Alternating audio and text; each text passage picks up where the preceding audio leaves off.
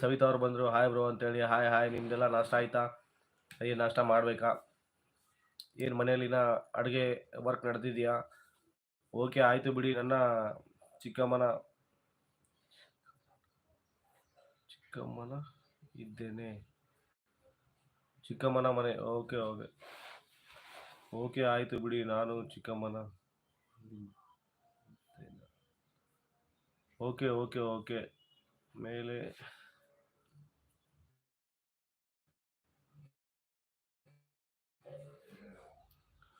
Okay ಮನೆ ಎಂದು ಹೇಳಿದ್ರಿ. ನಾನು ಚಿಕ್ಕಮ್ಮನ.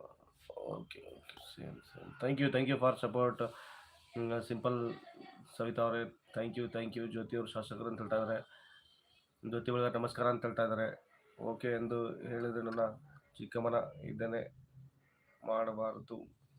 ಸವಿತಾ ಸಾಯಿ ಅಂತ ಹೇಳ್ತಾ ಇದ್ದಾರೆ ಜ್ಯೋತಿ ಅವರು. ಓಕೆ ತಾನೇ ಅಂತ ಹೇಳಿದ್ದೆ ಅಂತ ಹೇಳ್ತಾ ಇದ್ದಾರೆ ನಮ್ಮ ಸವಿತಾ ಅವರು. ಥ್ಯಾಂಕ್ ಯು ತುಂಬ ಧನ್ಯವಾದಗಳು ನನ್ನೆಲ್ಲ ಫ್ರೆಂಡ್ಸ್ಗೂ.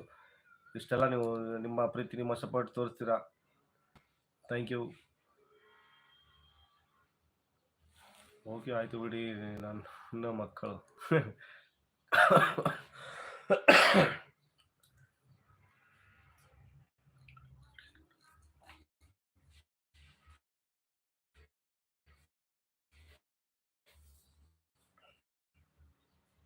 ಓಕೆ ಅಂತ ಅವರು ಎಂದು ಕೇಳಿದ್ರಾ?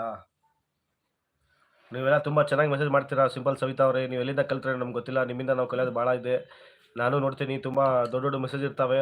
ಇದು ಭಾಳ ಚಿಕ್ಕದು, ಬಟ್ ತುಂಬ ಚೆನ್ನಾಗಿ ನೀವು ಮೆಸೇಜ್ ಟೈಪ್ ಮಾಡ್ತೀರಾ.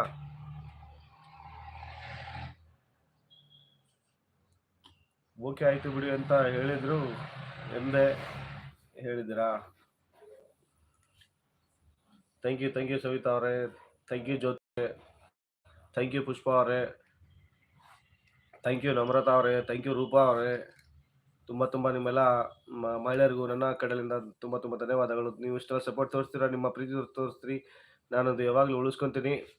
ನಾನು ಸಹ ನಿಮಗೆ ಎಲ್ಲರಿಗೂ ಹಿಂಗೆ ಸಪೋರ್ಟ್ ಮಾಡ್ತೀನಿ.